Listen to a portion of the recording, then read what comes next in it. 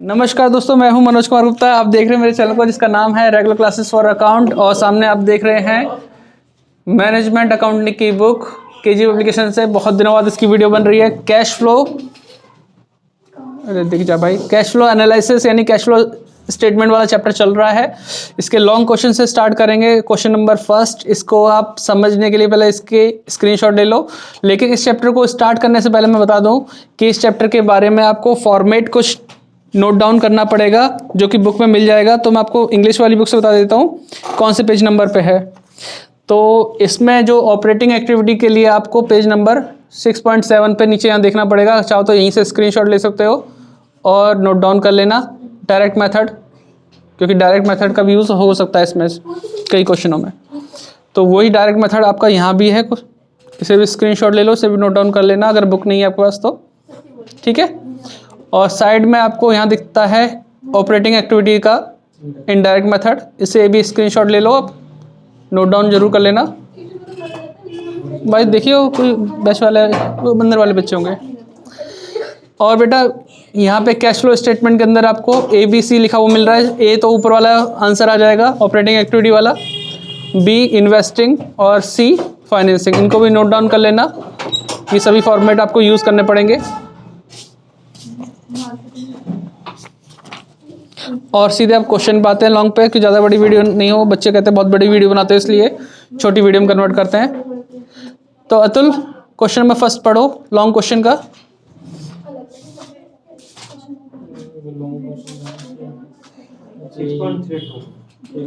From the following summary, cash account of A Limited, prepare a cash flow statement as per AS3 using direct method.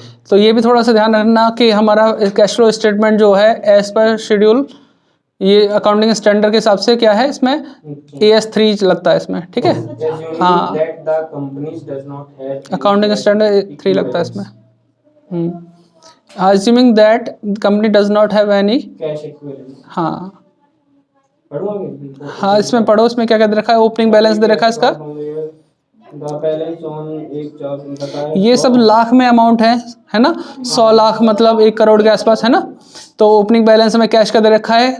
और फिर 600 lakh receipt from customer है।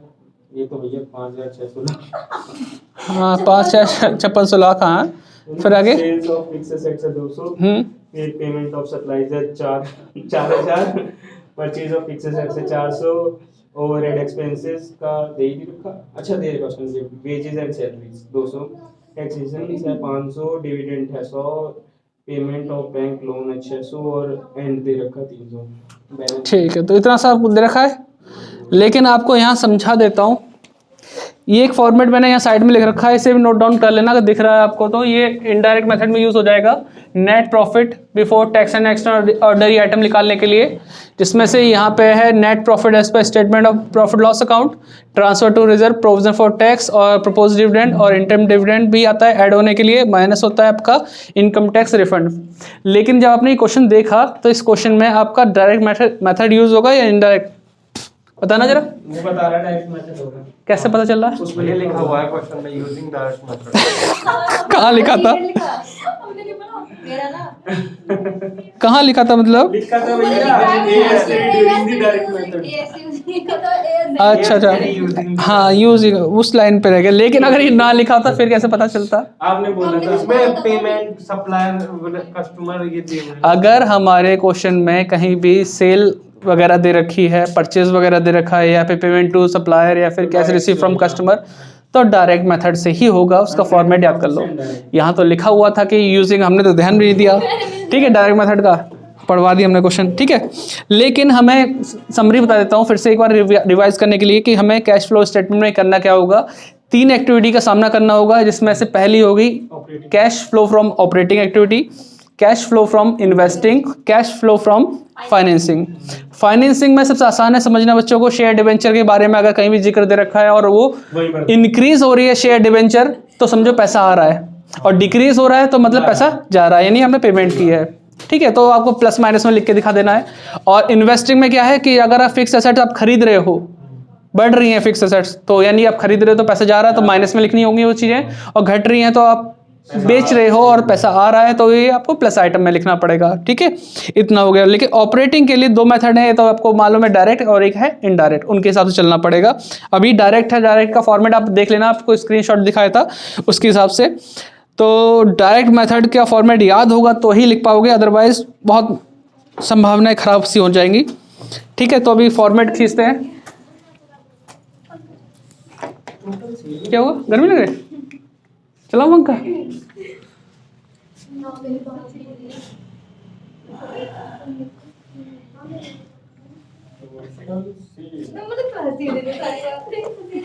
किस company के बारे में बात की है? ए लिमिटेड। ए लिमिटेड। क्वेश्चन नंबर 1 है, लॉन्ग क्वेश्चन का है, कैश फ्लो स्टेटमेंट, ठीक है। तो फॉर्मेट थोड़ा देखते रहना ध्यान से।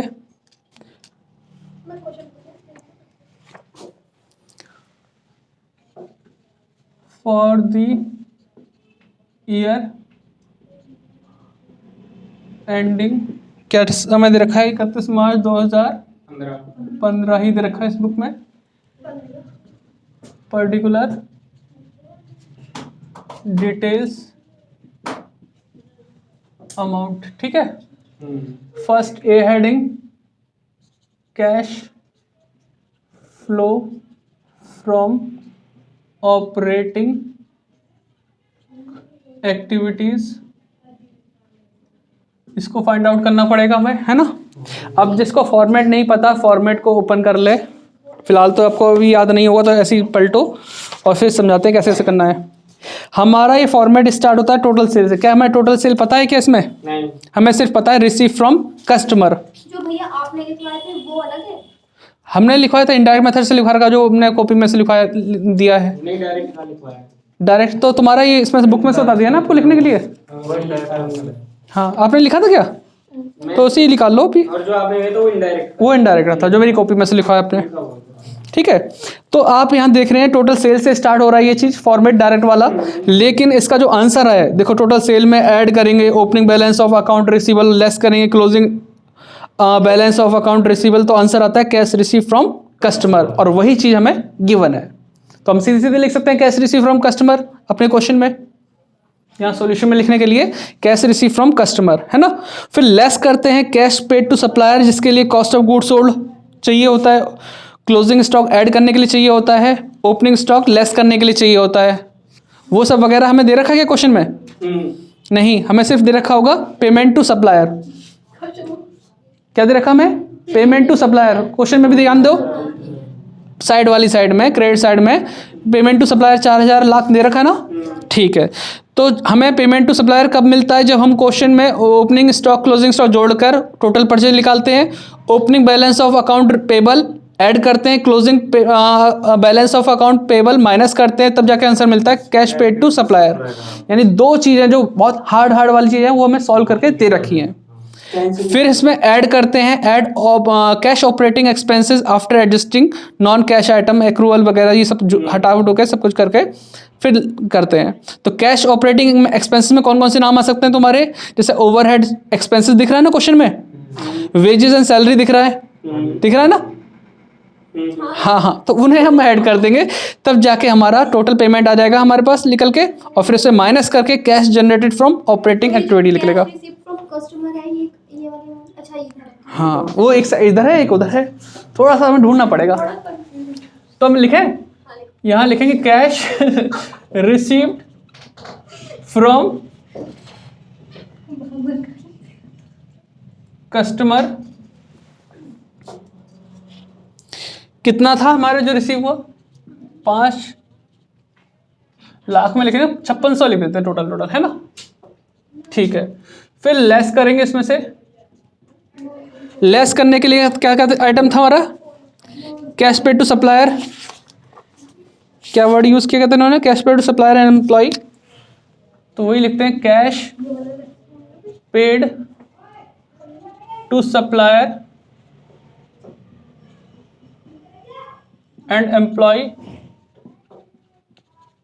एम्प्लॉय में यहाँ पे कैश पेड टू सप्लायर जो मेन है वो 4, इसके हेडिंग के अंदर लिखते हैं cash paid to supplier 4,000 lakh था ना, वो लिखा, ये 400 है। आपने हाँ अंदर साइड में इसलिए लिखा कि इसमें अभी सॉल्व करके तब बाहर आएंगे, यहाँ मेन अमाउंट आएगी हमारी, ठीक है।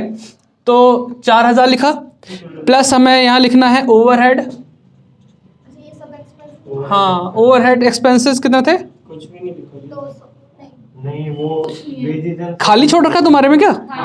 तो एक काम करो, टोटल जो नीचे दे रखा ना 6500 और उसके सबको जोड़ के डिफरेंस निकाल लो, 400 लाख आएगा। चेक करना जरा। दे रखा लिख के। हाँ ये पुरानी कॉपी की किताब है किसी की, सही है। तो उस बच्चे ने सॉल्व कर रखा है अच्छा वो लास्ट ईयर का, तो चेक कर लेना आपका 400 का बैलेंस आ रहा होगा। किसने कर लिया? कितना है? निकिता 400, अरे मैं बता रहा हूँ इसमें से देख के 400 आ रहा है। फिर है वेजेस एंड सैलरी, वेजेस पहले बच्चे पढ़ने सैलरी वो कॉपी किताब पे लिख देते थे, तो किसी ना किताब मिलेगी तो अच्छा लगेगा। अब टोटल कितना बैठता है 46 4600, ठीक है।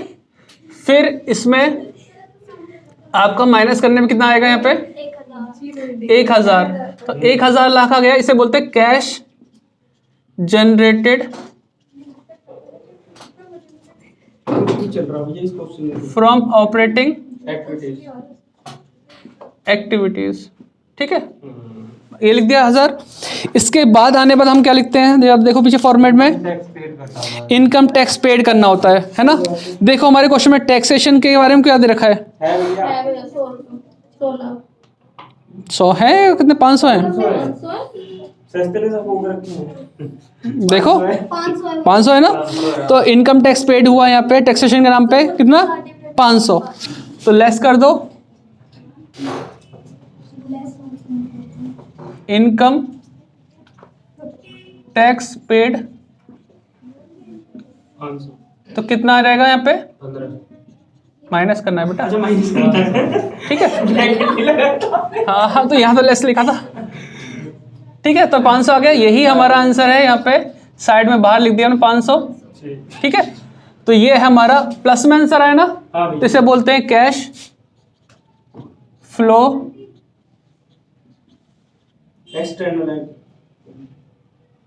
कैश फ्लो फ्रॉम ऑपरेटिंग मैंने तो कुछ और लिखा। Activities.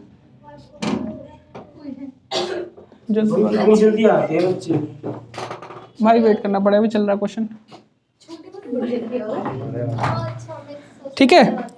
Cash flow from operating activity answer आप चाहे मैच कर सकते हैं, नीचे आपको दिख रहा होगा, आ गया। अब हमें देखना है दूसरी एक्टिविटी के ऊपर चलना है, तो बी हमारा हेडिंग आ जाएगा यहाँ पे cash flow from investing activities, ठीक है। इन्वेस्टिंग एक्टिविटीज में हम यहाँ पे कैसे देखेंगे, यहाँ पे आपको देखना है यहाँ पे एसेट्स की सेल परचेज वगैरह दे रखी नहीं देखी। डेबिट साइड में देखो तो एक नाम मिल रहा है सेल ऑफ फिक्स एसेट्स, और क्रेडिट साइड में देखें तो वहाँ पे कहीं मिल रहा है कुछ क्या, परचेज, बस 2 ही नाम मिल रहे हैं। तो बस हमें क्या करना है, यहाँ पे ऐड लिख देना है, हमारे दीदी से वो भी आएगा कहीं ना कहीं, रुक जाओ बताते हैं आपको। वहाँ तो आने से रहा, वो तो पॉइंट है ही नहीं, वो तो इनडायरेक्ट के लिए था, फिर फाइनेंसिंग में आएगा, ठीक है। तो यहाँ ऐड लेस कर दिया, ऐड मतलब पैसा आ रहा है और लेस मतलब पैसा जा रहा है, तो सेल करने पे आ रहा है ना, तो सेल ऑफ फिक्स एसेट्स इसमें लिख दो ऐड में, सेल ऑफ। आपके लिए आसान यही रहेगा कि बी और सी बहुत आसान रहेगा, बस हमारे को यहाँ से लड़ना है ए से ऑपरेटिंग, क्योंकि डायरेक्ट इनडायरेक्ट किससे हमारे आंसर निकालना, दोनों ही हमें फॉर्मेट याद होने चाहिए। आज पहला दिन था तो ध्यान से करना फॉर्मेट याद। ये तो फूक गया भैया दिमाग। फूक गया। 200 लाख हमारा क्या प्लस में है, पैसा आ रहा है। पेमेंट में देखो परचेज ऑफ फिक्स एसेट्स कितना है 400। अब सोचो purchase of fix assets, zero लगाते लगाते हालत लग रहा मुझे। तो यहाँ कितना 400 लाख है ना, हाँ जगह कम बचेगी, तो 400 लाख हम इसमें लिख देते हैं ब्रैकेट में, क्योंकि हम पेमेंट कर रहे हैं, परचेज कर रहे हैं। अब बताओ प्लस के ज़्यादा आंसर या माइनस का, तो क्या बचेगा -200। आंसर देखो माइनस में ही आ रहा है, इसमें नहीं लिखा दिखाने हो सारे। इसमें से 200 लिखा है, तो हमें एक लाइन को यूज करना पड़ेगा यहाँ पे, बड़े बेकार हैं। भैया हम लगा देंगे। है ना। कैश नहीं, माइनस नहीं करना, कैश यूज्ड इन इन्वेस्टिंग। अब फर्क देखो बेटा, जब फ्लो था मतलब प्लस में आंसर तो कैश फ्लो फ्रॉम लिखना है, और माइनस में तो कैश यूज्ड इन। अब तीसरी पे चलते हैं, सी। अब इसमें क्या करेंगे हम लोग, कैश ये लिखेंगे हम तो ब्रैकेट में लगाएंगे, कहाँ पे, मतलब ये जब यहाँ ब्रैकेट लगा तो दिया, इतने इन्होंने क्यों नहीं लगाया? ये नहीं लगा रहे थे, बगल से थोड़े से बुक वाले। हाँ, कैश फ्लो फ्रॉम क्या आएगा, फाइनेंसिंग एक्टिविटीज। हाँ तो यार आज तो कोहरा काफी था, है ना, कहीं ना सुबह सुबह था यार। मैं तो दस तो सुबह तो हट गया वो, आराम से आराम से आराम से। तो ये सी हेडिंग में भी ऐसे लिखो, ऐड और लेस, है ना, ऐड और लेस। तो बेटा यहाँ पे ढूंढो आपको फाइनेंसिंग मतलब शेयर डिबेंचर से कहीं पैसे मिल रहे हैं कि नहीं मिल रहे हैं।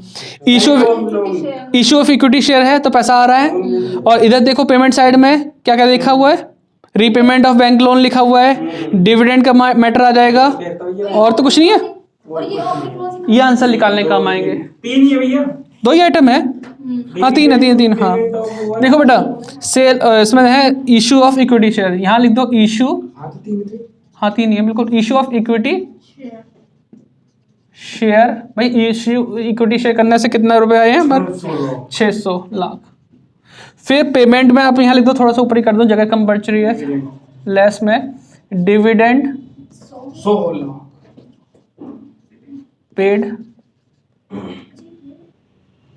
पेड कितना था, 16 100 लाख। अरे वाह, दम है आवाज में। फिर है रीपेमेंट ऑफ बैंक लोन, री 16 पेमेंट, 16 वही इधर दबा दबा के लिख रहे बदी की जगह, है ना। बैंक लोन कितना है, 16 600 लाख। तो बताओ माइनस में कितने हो गए, 700 हो गए ना। प्लस हाँ ये तो माइनस माइनस में ये मार्कर कहाँ गया है, ये रहा। तो माइनस के 100 तो माइनस के क्या आएंगे, 100 बचेंगे। आंसर चेक करो। सही है। तो ये क्या है, कैश, यूज और फ्रेम में आ रहा है नहीं आ रहा, हैं? फ्रेम में दिख रहा है, हाँ ये हमारे कैश यूज्ड इन रेट है जा रहा है। फाइनेंसिंग, नहीं दिख रहा, नहीं आ रहा है। फाइनेंसिंग अच्छा फाइनेंसिंग ही तो आएगा। हाँ एक्टिविटी, ठीक है, ये आ गया फाइनेंसिंग एक्टिविटी 100। अब ये आंसर कैसे निकलेगा इसका? आंसर निकालने के लिए जगह कम बच रही है, थोड़ा सा इधर चलें। ऊपर कर ये दो ना। आंसर नहीं है, नहीं, ये आंसर नहीं। नहीं, मैं तो अभी तो ये प्लस 3 आंसर आ गए, सही है गलत है कैसे मालूम पड़ता है, उसके लिए बता रहा हूँ। तो मैं इसे तो रफ करता हूँ साइड में, और इसके आगे यहाँ कंटिन्यू करते हैं। बहुत खतरनाक मशीन है। दिमाग की नसें फटेंगी यार। तो बेटा यहाँ पे जो हमारे पास आंसर आएगा उसे यहाँ कंटिन्यू कर रहे हैं, है ना। दिमाग ही फट जाएगा। तो भैया हेडिंग क्या डालेंगे इसकी? हेडिंग अब ये देखो, हमारे पास आंसर है आपका 500 प्लस में है, 200 और ये कितना 100 माइनस में है, तो प्लस के ज्यादा है माइनस ज्यादा, प्लस के प्लस के ज्यादा 200 आएंगे ना भैया। प्लस के 200 आएंगे, है ना। 500 में से 300 जाएंगे, तो इसे बोलेंगे नेट इंक्रीज इन, अच्छा और नेगेटिव है तो डिक्रीज हाँ नेट इंक्रीज इन कैश, और माइनस में है तो डिक्रीज इन कैश। ठीक है। तो प्लस के कितने हैं 200, ठीक है। अब जो कह रहे हैं ओपनिंग क्लोजिंग का क्या होगा, ओपनिंग बैलेंस कितना आ रहा है इसका 100 lakh, add opening balance cash and cash equivalent,